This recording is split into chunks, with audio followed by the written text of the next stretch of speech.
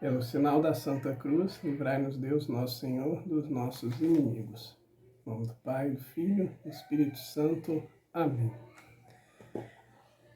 Proclamação do Evangelho de Jesus Cristo segundo Mateus. Glória a vós, Senhor. Naquele tempo, os discípulos de João aproximaram-se de Jesus e perguntaram: por que nós e os fariseus praticamos jejuns, mas os teus discípulos não? Disse-lhes Jesus: por acaso os amigos do noivo podem estar de luto enquanto o noivo está com eles? Dias virão em que o noivo será tirado do meio deles. Então sim, eles jejuarão. Palavra da salvação, glória a vós, Senhor. Querido, querida de Deus, paz e bem.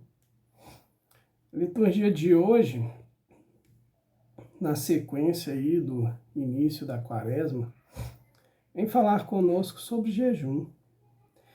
E para a gente poder refletir, dois pontos. Primeiro a gente vai falar um pouco sobre o Evangelho e, na sequência, uma leitura de uma parte da primeira leitura do dia de hoje, que é fundamental também para a gente poder entender.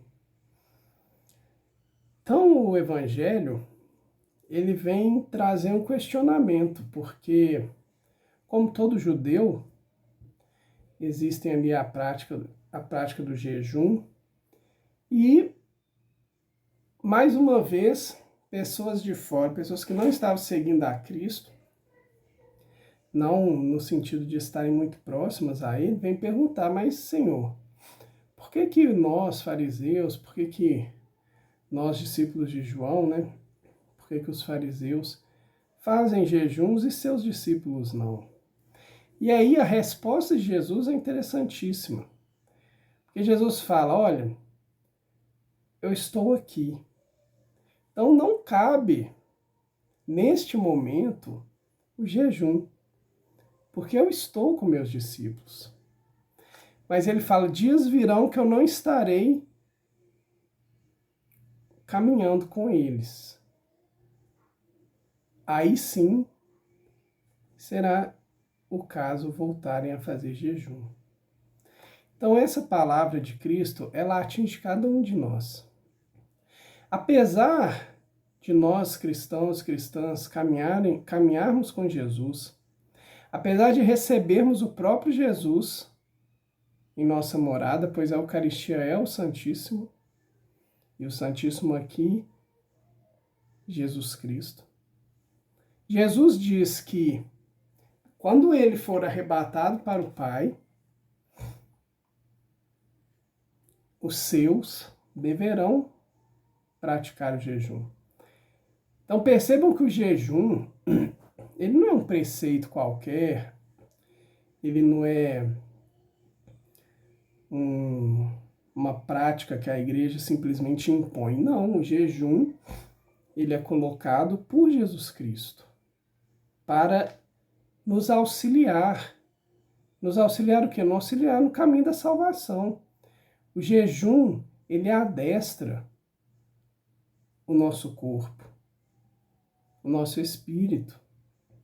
O jejum, ele nos permite entrar em comunhão íntima com o sacrifício de Cristo, porque por meio do jejum nós nos mortificamos de alguma forma. E essa mortificação, esta atitude de se negar algo, deve ser uma oferta de sacrifício a Deus. E nós podemos fazer essa oferta, porque no batismo nós já recebemos o dom de sermos sacerdotes. Sacerdote é aquele que apresenta a oferenda ao Senhor.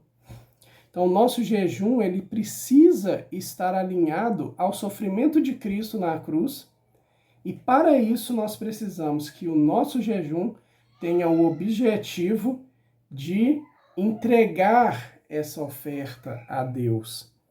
Esses pequenos sacrifícios que nós fazemos, mas mesmo pequeno, independente do seu tamanho, nós precisamos entregar a Deus. Não ficar somente na nossa realidade.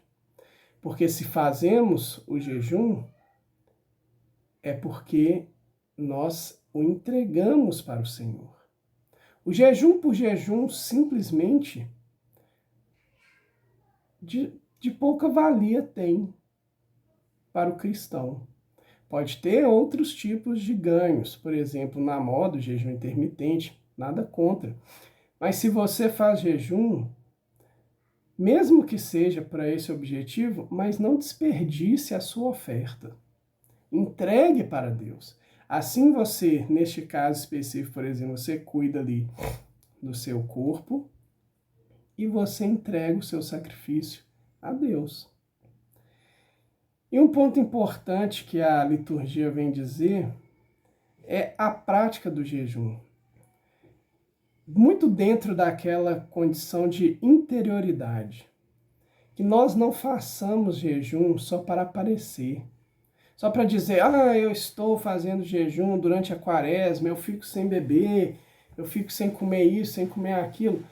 Bacana, mas você não precisa falar isso para as pessoas, você não precisa parecer justo. Porque o jejum não é para a gente, o jejum é para Deus. E aí o profeta Isaías, ele vem dizer o seguinte: não façais jejum com esse espírito, se quereis que vosso pedido seja ouvido no céu. Acaso é esse jejum que aprecio, o dia em que uma pessoa se mortifica? Trata-se talvez de curvar a cabeça como junco e de deitar-se em sacos sobre cinzas? Acaso chamas a isso jejum, dia grato ao Senhor? Acaso o jejum que prefiro não é outro: quebrar as cadeias injustas, desligar as amarras do jugo, tornar-se livres os que estão detidos, enfim, romper todo tipo de sujeição?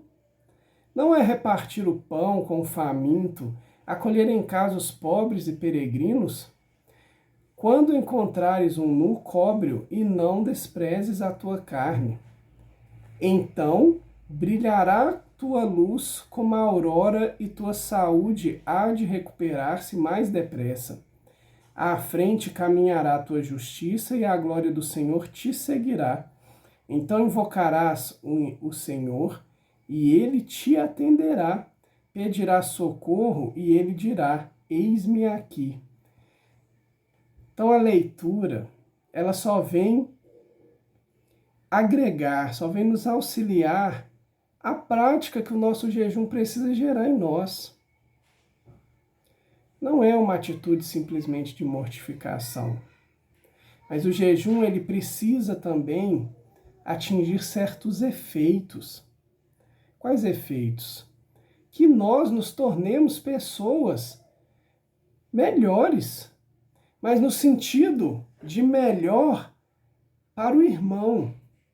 Alinhamos o jejum com a prática do amor a Deus e ao próximo. E é belíssimo. Voltem essa leitura, leiam ela com calma, perceba o último parágrafo, belíssimo. Porque ele nos garante que esta prática, a prática da humanidade perfeita, aquela que Jesus realizou, ou seja, se doar ao máximo, amar ao máximo, não impor limites ao amor, é ser cristão verdadeiramente, é aquilo que nós precisamos pedir a Deus para despertar em nós, o andar como Cristo andou. E assim, ao invocar o Senhor, ele dirá: eis-me aqui. Olha que bênção.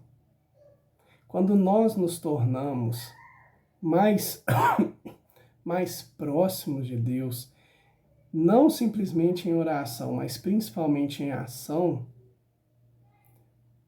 é o próprio Senhor que nos diz: eis-me aqui. Querido Jesus, Muito obrigado por essas palavras. Muito obrigado porque o Senhor nos toca profundamente. Muito obrigado que o Senhor nos auxilia e nos ensina como viver. Como viver os mínimos detalhes, inclusive hoje, como viver a prática do jejum. E nós te pedimos, cuida de nós, Senhor. Nos dá a graça de nos mortificar para entregarmos esse sacrifício a Ti. E que este sacrifício produza em nós um amor mais verdadeiro, mais puro, não só para com o Senhor, mas também para com o irmão e irmã. É isso que nós pedimos, Senhor, mas para isso nós precisamos da Tua presença. Nós precisamos de Ti para vivermos dentro da graça e da esperança do reino dos céus já na terra. É o Senhor que desperta isso em nós. E por isso, fica conosco, Senhor. Faz-nos mais íntimos, faz-nos reflexos de Ti. Amém.